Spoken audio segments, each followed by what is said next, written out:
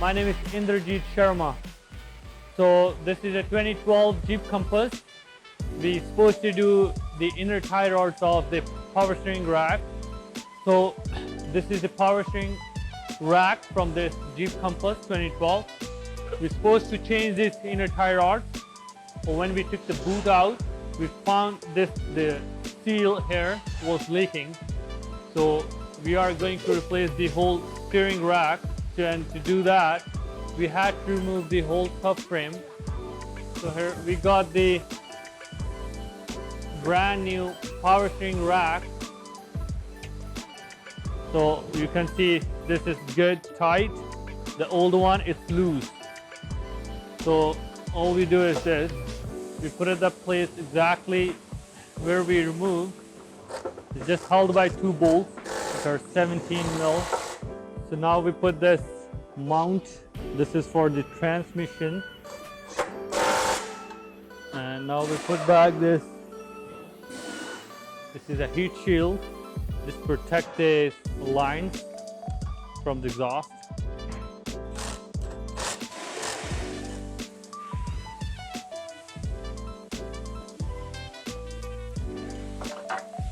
Put the bolts back here. Just don't tighten it yet. Just thread it in so it does not fall. This bolt is for the transmission mount that is bolted on the subframe. It goes from that side and thread into this nut here.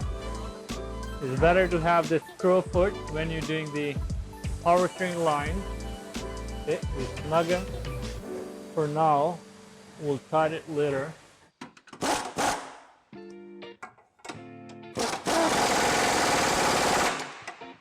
We'll put these ball joints back in the knuckle. This is the ball joint and this is the control arm.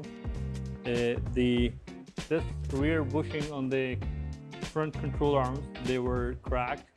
That's the reason why we replaced it.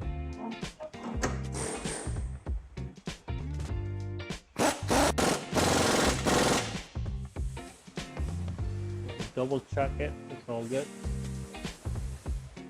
So now we're gonna tighten our power steering line, both the return and the pressure, with the help of a 18 mil crowfoot ratchet and a swivel socket.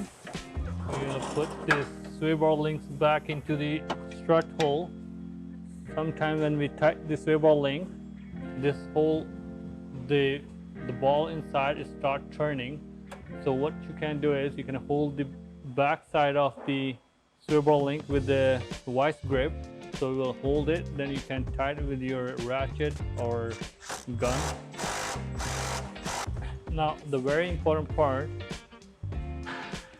before you remove the outer tie rod from your old steering, you always measure the tread count.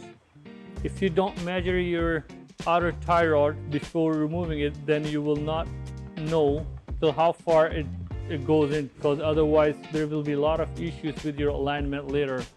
That's why you always measure every single thing.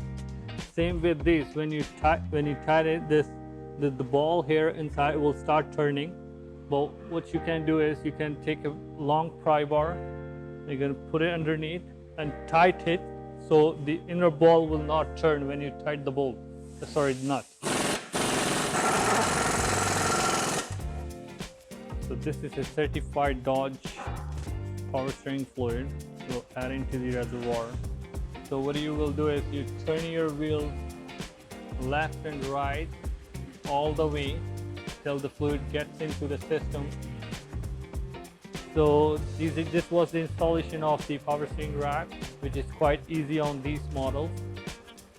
Just a couple bolts and that's it.